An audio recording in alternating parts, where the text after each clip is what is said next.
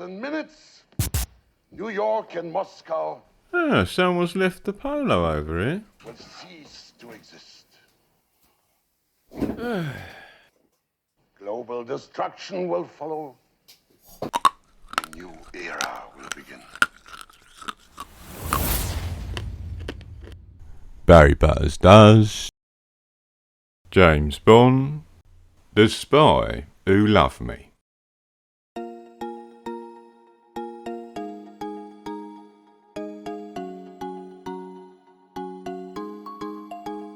The Spy Who Loved Me is probably the more Bond with the best reputation, because it was well received by critics and the public. It also happens to be Roger Moore's favourite. In addition to that, it's also the first film that Cubby Broccoli produced on his own, after Saltzman left the franchise in difficult circumstances. It also happens to be a very significant film in the franchise, because it's a complete break with Fleming. The Spy Who Loved Me is not related to the novel at all, beyond the obvious fact that it's got the same title, and I'll say a lot more about that later on in the review. Anyway, do I like it as much as everyone else? Well, I'd say not quite. It's more of a mixed bag for me. I like certain things about it, but then there are other things that I'm not too keen on. Oh yeah, it's also rumoured to be the last film that Elvis Presley saw before he died. Right, how to begin? Well, I guess I'll start by saying that there aren't as many wardrobe changes in this film as the last one, but Bond still wears a fair number of suits, and this time Roger Moore wears a black DJ. We also see Bond back in a naval uniform this time. And this is the first time since You Only Live Twice. And Roger Moore also wears a pilot's uniform in this film. And then he also dresses up as an Arab when he's in Egypt. Yeah, quite a lot of variety this time. And in terms of your weaponry, Bond's got the trusty Walther PPK again. But one very notable thing about this film is that they really go to town with the gadgets. First of all, Bond's got this watch where he can receive text messages. This is how we did it back in the 1970s. Then you've got a ski pole that can fire bullets. Then you've got a portable microfiche reader. But the main one is the car, and that's the Lotus. This car's almost as cool as the Aston Martin from Goldfinger. Can you swim?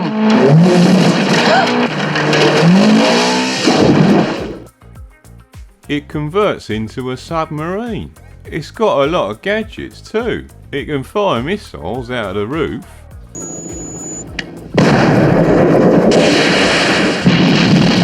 It can also fire missiles out of the front.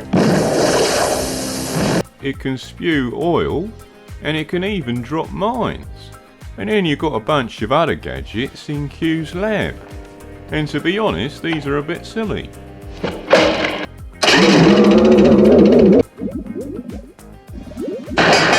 But it's all good fun.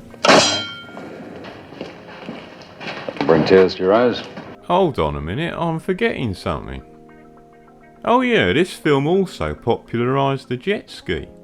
Because after this film, the jet ski industry really took off, and people started doing it on their holidays. Yeah, look at him go. And you got lots of lovely girls again. Got this blonde girl, then you got this Arab girl, then you got this gorgeous girl. But the way they're introduced is a bit different this time. Sometimes it feels a bit like they wandered in from a porno. Hello. Hello. I have a message for you.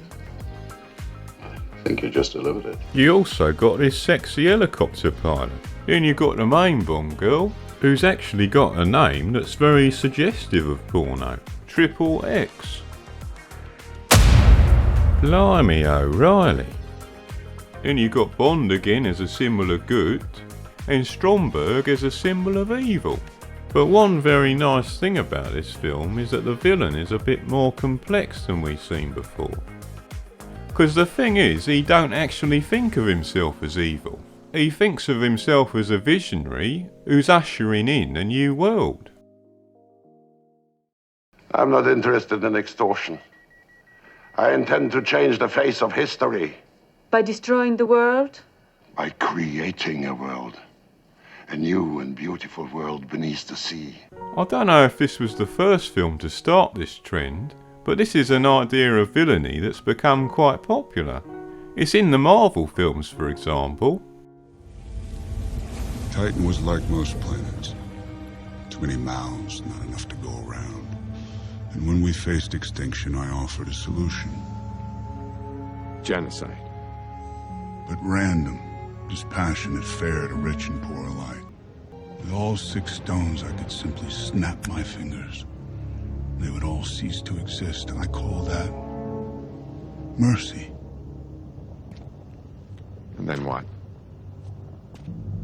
I finally rest and watch the sunrise on a grateful universe.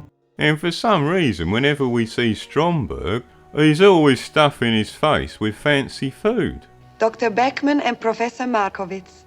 Thank you. And this is an effective way of making him unlikable. He's always having a solitary banquet. Let them get ashore. And then kill them.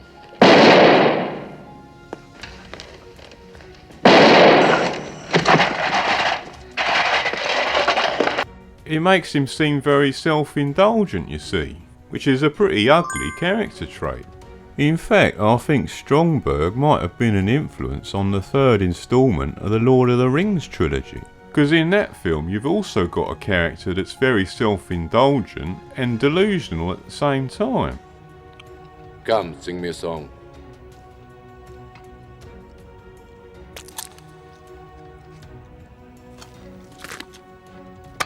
Mind you, the hobbits are always stuffing their faces too. Dirty little bastards, I say. The Spy Who Loved Me also follows the previous film in having multiple appearances of the various supporting characters. So M appears in quite a few scenes, and then Q appears in the initial debriefing, and then he appears in Egypt again with all his gadgets. Q is also present when Bond and M are looking at the microfiche plans. Then he appears briefly again when he gives Bond the Lotus Esprit. Now pay attention, 007. I want you to take great care of this equipment. There are 1 or 2 rather special accessories. Q, have I ever let you down? Frequently.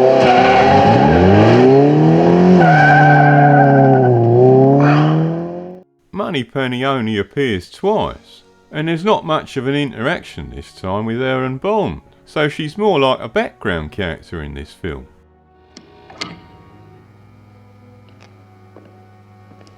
Morning, Moneypenny. Good morning, James. Is he in? Uh-huh. Must have been quite a party. Boring, Moneypenny. As a matter of fact, I dropped off. And there's no Felix this time, so at this point he's been absent from 2 films in a row. But I guess you could say that Commander Carter is a sort of Felix replacement. That armored plating must be inches thick. We'll never get through it. It's good for the armory. What do you reckon to find there? A nuclear missile. Hey, wait! The more action there is, the less lines there are to learn, which is much easier for me, because I'm one of those action actors. I jump around, and if I don't feel like jumping around, I get somebody else to do for me, because I'm lazy. Okay. In terms of your set pieces, you've got your old fist fights again.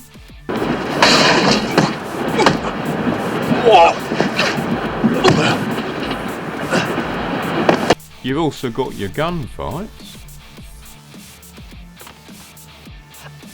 No!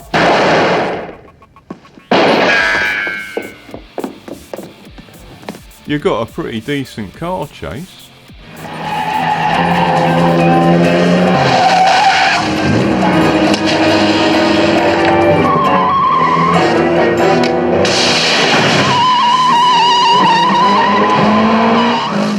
This film's also got something we haven't seen since On Her Majesty's Secret Service.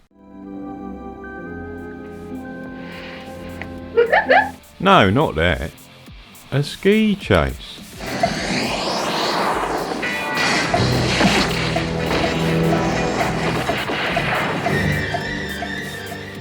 And this one's got a very impressive stunt. At the time it was seen as the most amazing stunt in the history of cinema. Meanwhile, back on Earth, you've got a nice little sex scene. What can we use for a bandage? How about this? And in this film you've got your regular explosions.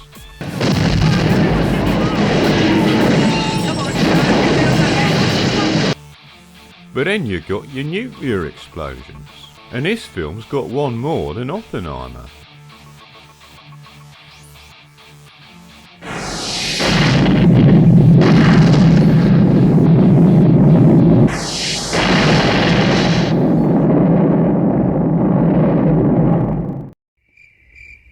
Race is against the Soviets. Not unless we start. Robert, they just fired the starting gun. What's the nature of the device they detonated?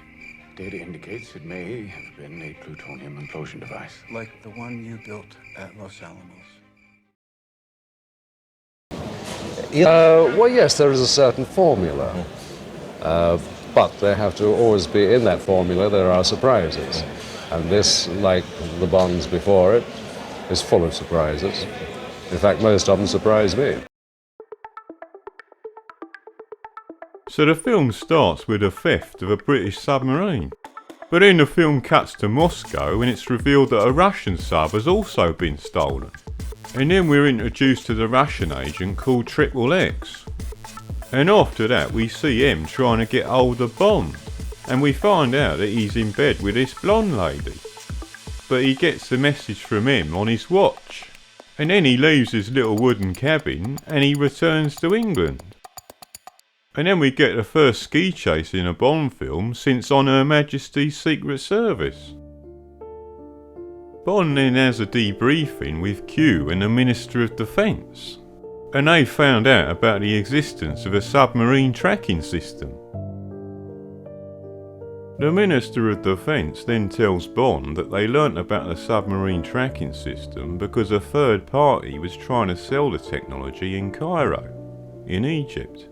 At around the same time, Stromberg also learns that his technology is being sold in the black market without his permission, so he sends Jaws to recover the plans.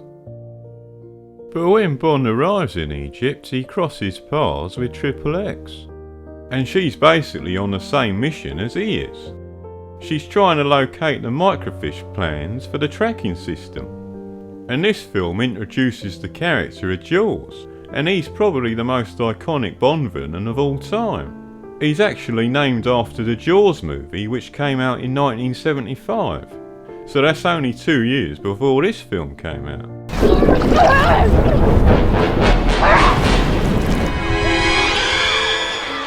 Jaws also has a very distinctive way of killing his enemies. He bites them on the neck, and this is all filmed in the style of a vampire movie.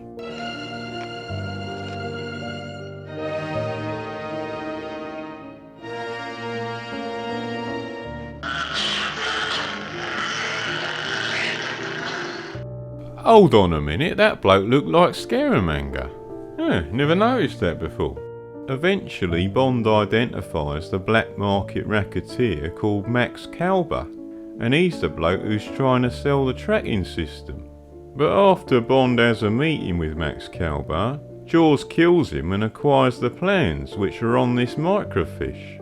Bond and XXX then pursue Jaws, and they eventually recover the plans for themselves.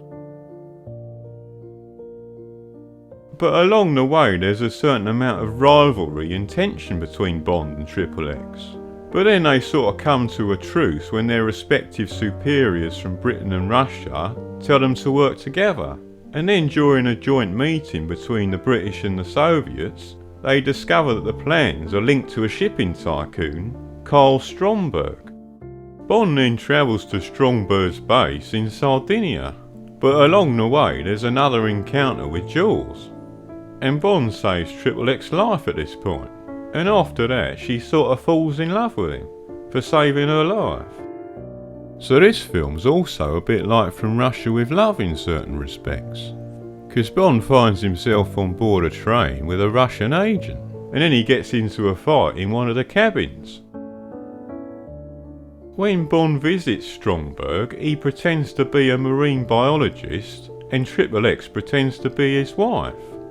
This base is also very reminiscent of Dr. No, because Dr. No had an underground base in the sea too, with windows that open out onto the seabed.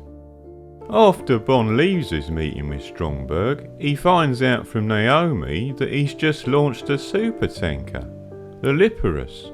But then after their meeting, Stromberg orders Jaws to kill Bond, and Bond manages to evade assassination from a motorcycle with a rocket sidecar, from Jaws again, who's trying to shoot at him from his car, and also from Naomi, who's trying to kill him from her helicopter.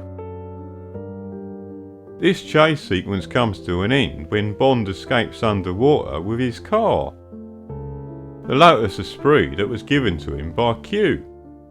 I think the Lotus Esprit is partly inspired by Goldfinger and the Aston Martin, as well as Scaramanga's car in The Man with a Golden Gun. Whereas that car converted into a plane, this car converts into a submarine. Then while he's underwater, Bond goes back for a closer look at Stromberg's underwater base, and he's able to confirm that he's operating a submarine tracking system. But after these events, Bond and Triple X drift apart again, because she finds out that Bond killed her lover, Sergei Barsov, and this was shown in the pre-credit sequence, where Bond killed him during the ski chase.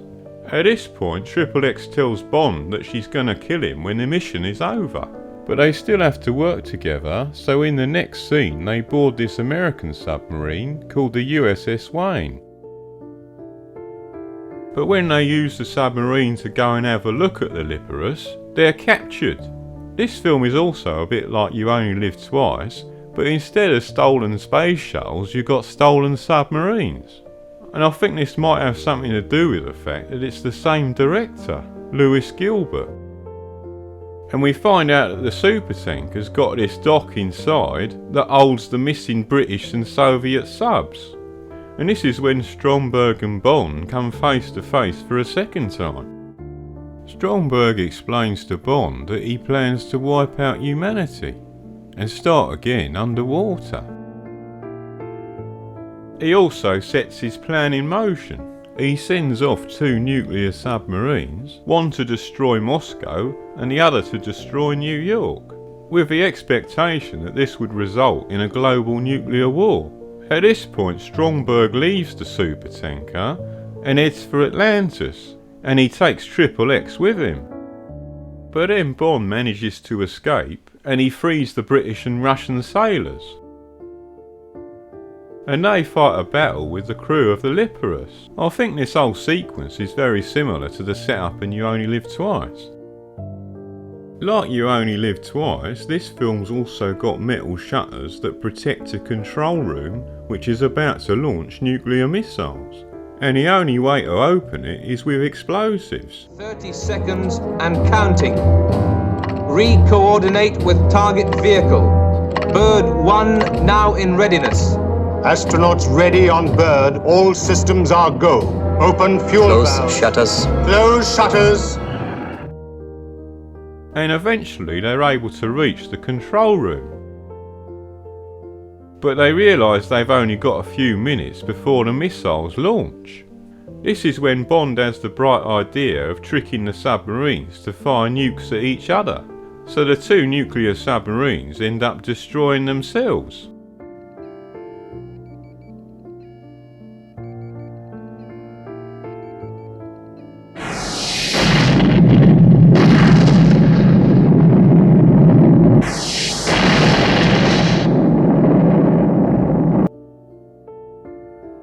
At this point in the story, it's just a matter of tying off some loose ends.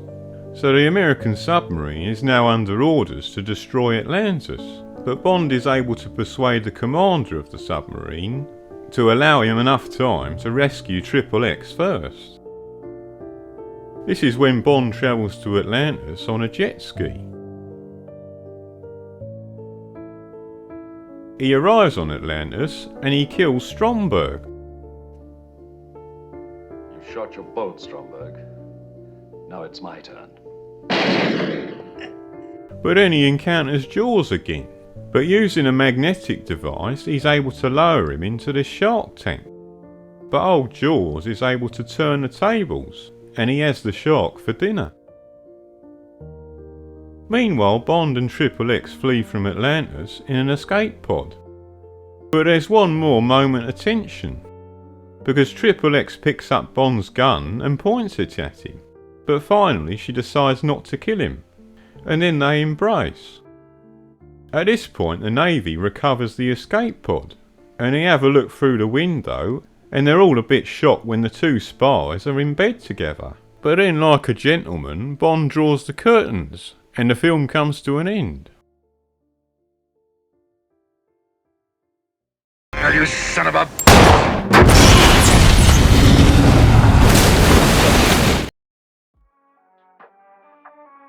This film also leans heavily into the sexual innuendo. We have seen this before, of course, for example in Goldfinger. Washington. At the White House this afternoon, the President said he was entirely satisfied.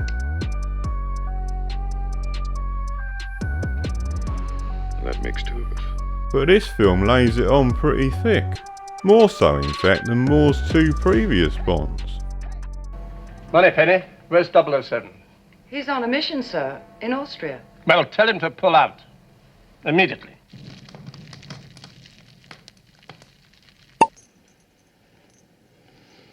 Are you quite sure I can't persuade you to stay the night? When one is in Egypt, one should delve deeply into its treasures. What a handsome craft. Such lovely lines. Triple X. Bond, what do you think you're doing? Keeping the British end up, sir. The film also has two jokes that you would never hear in a modern Bond film.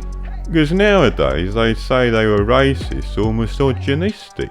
The first one is Bond's comment about Egyptian builders.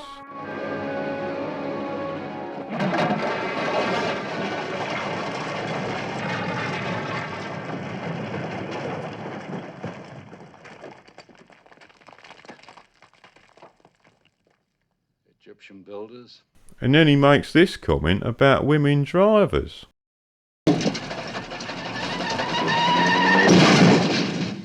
Women drivers. Quiet. So like the previous two films with Roger Moore, this Bond film is also very light-hearted. In fact, the comedy is taken even further this time, as we've already seen with the increased amount of sexual innuendo. But like the previous films, they also throw in some serious scenes. The first occurs when Triple X refers to James Bond's dead wife. This is the first reference to the events of On Her Majesty's Secret Service, after it's been basically ignored for the previous three films. Commander James Bond, recruited to the British Secret Service from the Royal Navy, licensed to kill, and has done so on numerous occasions. Many lady friends, but married only once. Wife killed. All right, you've made your point. You're sensitive, Mr. Bond. About certain things, yes. The second serious scene in the film occurs when Triple X finds out that Bond killed her former lover. And this helps to balance things out. For me, it sort of evens out the comedy, and it ensures that you still take the film seriously. Our business and your people get killed. We both know that.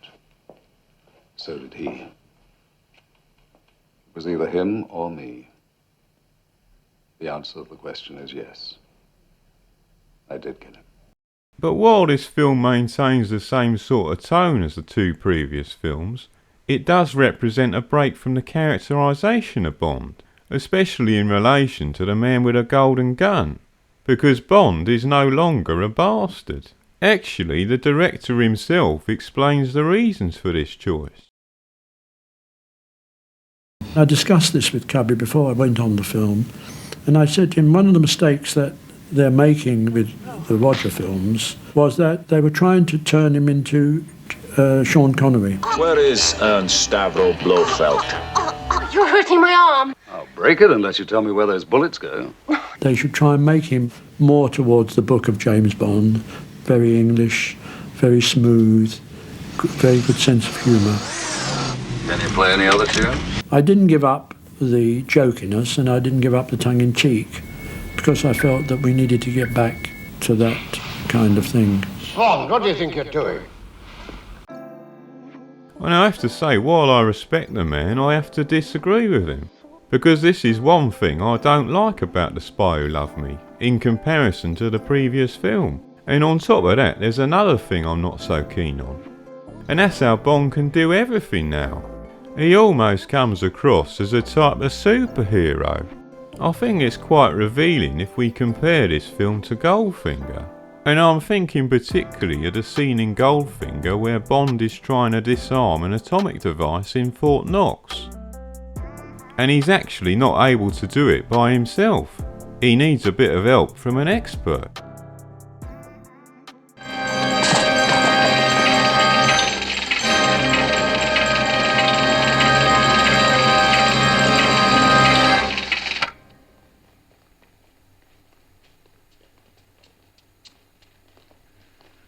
What kept you? Whereas in The Spy Who Loved Me, Bond himself is the expert. At this point, Roger Moore's Bond appears to know everything, and he seems to be able to do everything too. This ring houses the impulse conductor circuit, sir. It's magnetic. I mustn't touch it with any part of the detonator. What happens if you do? It'll go off.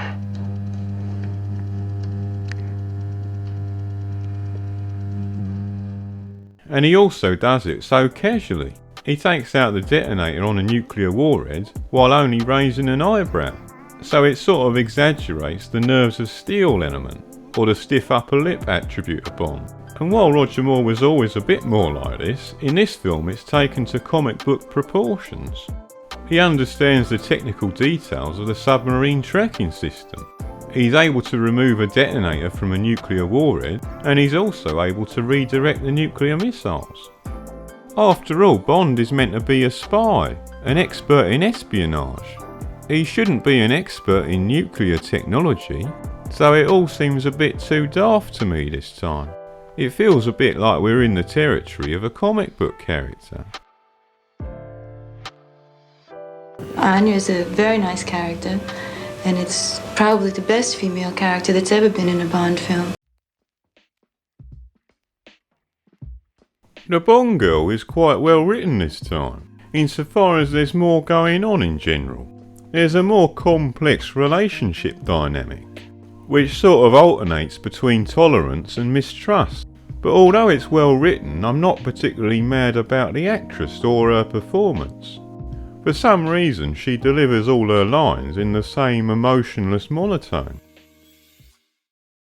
It had not escaped our notice that you and Agent Brazov had been more than friends for some time. I'm very sorry. How did he die? Is there anything I can do to warm you up? You don't have to worry about me, Mr. Bond. I went on a survival course in Siberia. It is a fish.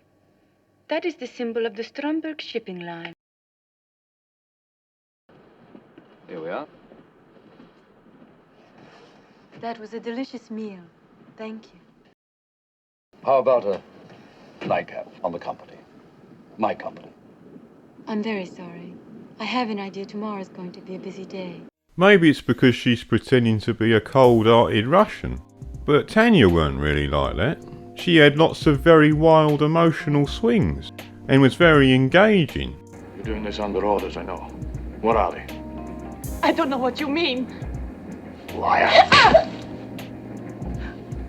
Even if you kill me, I can say nothing.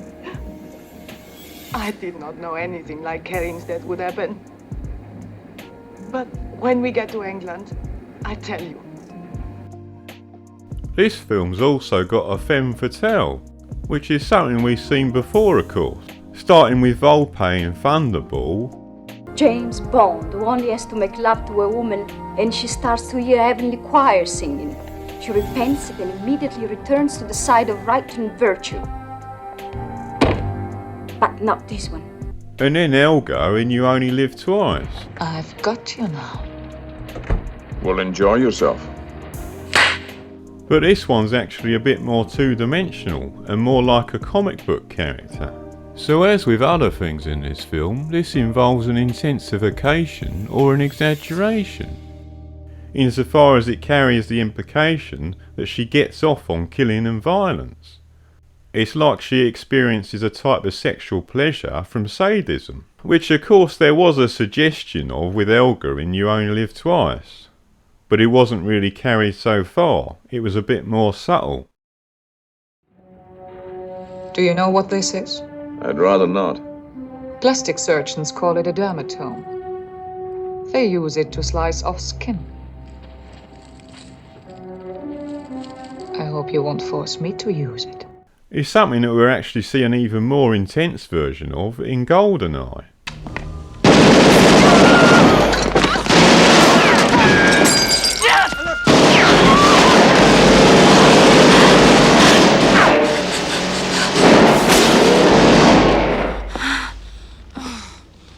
Now there might be women like this in real life, but I've certainly never met any. But I suppose if I had to be executed by a firing squad, then this lady would probably be my top choice. You have to remember that the Fleming books were written now, many years ago. I forget what year he died, but I think it's at least 15 years since a Bond book was written. And times have changed.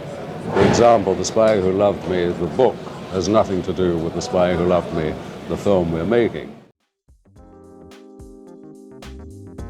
So the thing you've got to know about the novel is that The Spy Who Loved Me was very experimental. It was book number 10 in the James Bond series. Basically the story is told from the perspective of this woman called Viv Michelle, and she's a young lady from Canada. And Bond don't actually appear until the final stretch of the story. He only appears at the end to save Viv from being raped and murdered by two gangsters.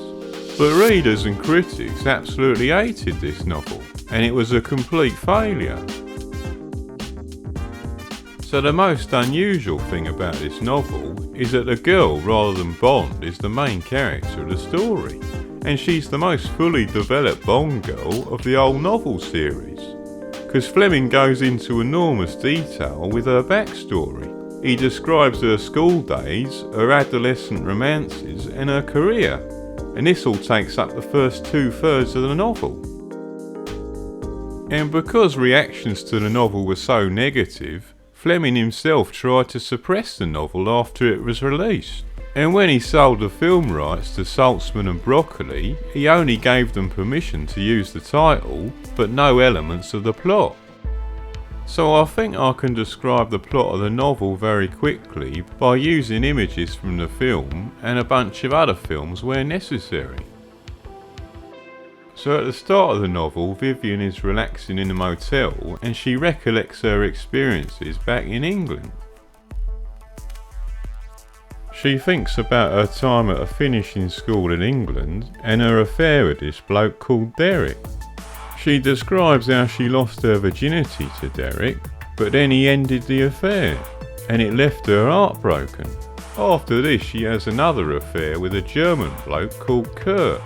But that affair also turns sour when she gets pregnant and has to have an abortion in Switzerland. After this long digression that describes Viv's past, we then come back to the present.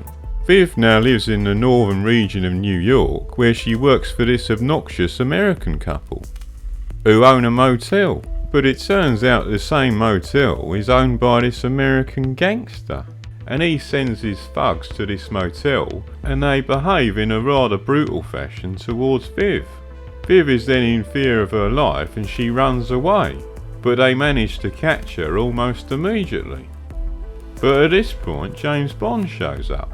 But then the American gangsters burn down the motel in order to claim the insurance. After that, Bond shoots one of the gangsters through the windshield of his car, that then reels off into a lake. Bond and Viv then retreat to a cabin together. Then after Bond and Viv have sex, they fall asleep. But then it turns out that one of the American gangsters called Slugsy survived, and he shows up again. But James Bond wakes up in time and he manages to shoot him. The rest of the novel then deals with the aftermath of these events. This is when the policeman cautions Viv about identifying Bond as an hero, which fits in with Fleming's concerns at the time with the fact that young people were starting to see Bond in this way. So this is really a point in the novel where Fleming is trying to speak directly to his young readers. So this warning from the police officer occurs in chapter 15, and this is when Captain Stoner is talking to Viv Michelle, and he goes, "This underground war I was talking about, this crime battle that's always going on, whether it's being fought between cops and robbers, or between spies and counter-spies, this is a private battle between two trained armies, one fighting on the side of the law and what his own country thinks is right, and one belonging to the enemies of these things." Captain Stoner was now talking to himself. I imagined that he was reciting something that he felt very strongly about, perhaps had said in speeches or in an article in some police magazine. But in the higher ranks of these forces, among the toughest of professionals, there's a deadly quality in the persons involved which is common to both friends and enemies. The captain's closed fist came down softly on the wooden table for emphasis, and his inward-looking eyes burnt with a dedicated private anger. The top gangsters and the top FBI operatives, the top spies and the top counter-spies, are cold-hearted, cold-blooded, ruthless, tough killers, Miss Michelle. Yes, even the friends as opposed to the enemies. They have to be. They wouldn't survive if they weren't. Do you get me? Captain Stoner's eyes came back into focus. Now they held mine with a friendly urgency that touched my feelings, but not, I'm ashamed to say, my heart. So the message I want to leave with you, my dear, and I've talked with Washington and I've learnt something about Commander Bond's outstanding record in this particular line of business, is this: keep away from all these men. They are not for you, whether they're called James Bond or Slugsy Moran. Both these men, and others like them, belong to a private jungle in which you've stayed for a few hours and from which you've escaped. So don't go and get sweet dreams about the one or nightmares from the other. They're just different people from the likes of you, a different species. So there you go. I bet you didn't know that Captain Stoner could be such an intelligent and sensitive man.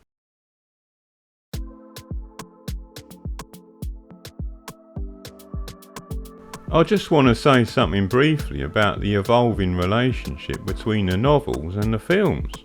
Now, I'm sure you all have your own ideas about this, but this is how I think of things so far. So with Dr. No and From Russia With Love, we started with two films that stuck very closely to the source material. And then the third film, Goldfinger, also did too, but at the same time it ramped up the spectacle. And this is what I like to refer to as the Hamilton innovation, which gave the Bond films a very distinctive flavour and a different identity to the novels. Thunderball again was a pretty faithful adaptation of a Fleming novel, but You Only Live Twice was very distinctive because it used the novel more loosely and it introduced lots of plot ideas that were a complete invention of the screenplay. Then with On Her Majesty's Secret Service, you had a film that was technically very faithful to the novel, though I disagree with this at the level of detail, but the intention was obviously to be faithful to the novel. And then again with Diamonds we had a looser adaptation. That was a similar treatment to You Only Live Twice. And then we had the first two Roger Moore films. Now Live and Let Die was a very faithful adaptation, but it was also innovative in ways that were quite effective. But the main innovation with this film wasn't really the subject matter, but the tone, because the world was introduced to a more light-hearted Bond. And then we had the man with the golden gun. And this version retained the version of Bond that we saw in the previous film, but it was also, out of necessity, completely different from the novel on which it was based. So at this point, the Fleming material was getting pretty thin on the ground. But The Spy Who Loved Me represents the point when the cinematic Bond has fully emerged from the shackles of the novel. It represents the biggest departure thus far. It's not based on any Fleming source material, besides the title. The light-hearted tone is also maintained, and lots of sexual innuendo. You've also got a huge level of spectacle, with things like the ski jump and nuclear explosions. And the film also goes completely overboard with gadgets. And we see the same logic of escalation in the characterisation of women in this film, because sometimes they come across as actresses who've wandered off the set of a porno.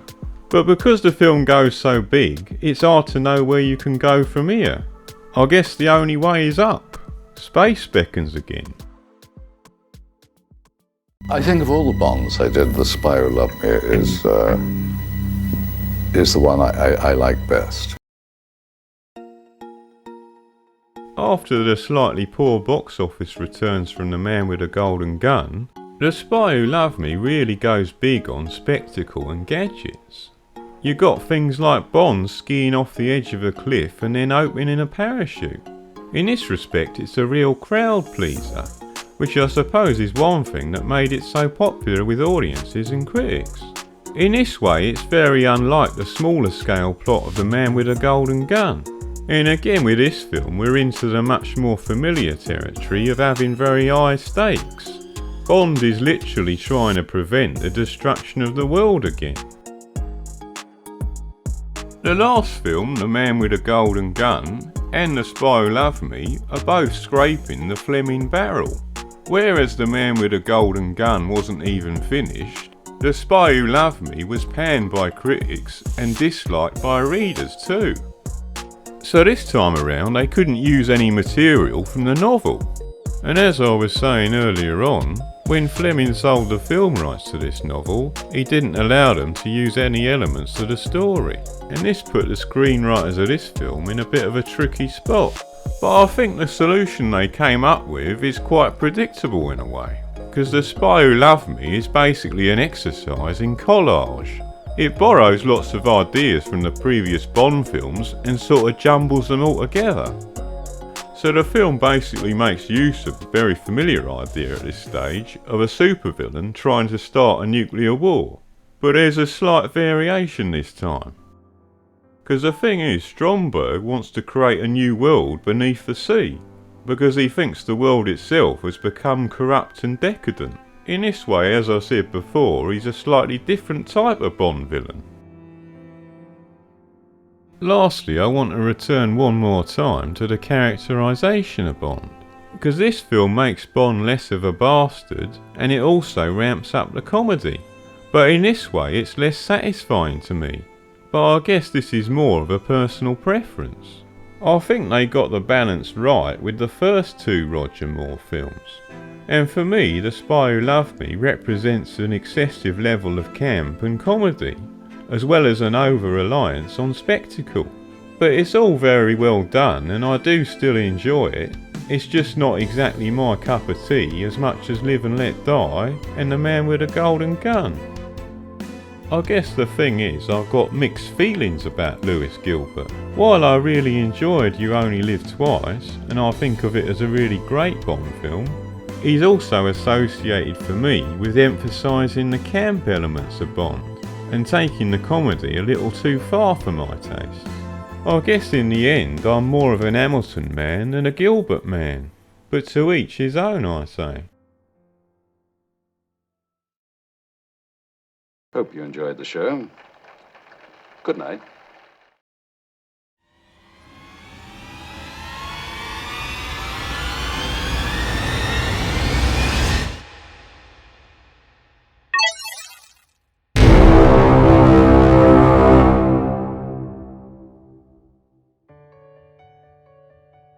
Well. we're back to 7 out of 10 again. But I think in this review we've identified some causes for concern. So going forward, will things get better or worse? I guess we'll just have to wait and see, won't we? But for now, all that remains for me to say is that that's 10 down and 15 to go. So this is Barry Butters signing out, and enjoy the rest of your day.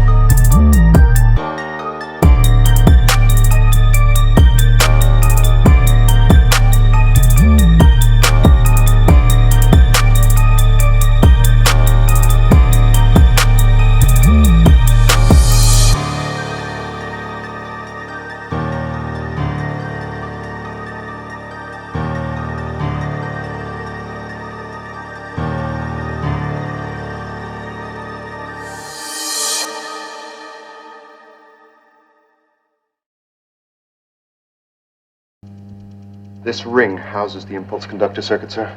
It's magnetic. I mustn't touch it with any part of the detonator. What happens if you do? It'll go off.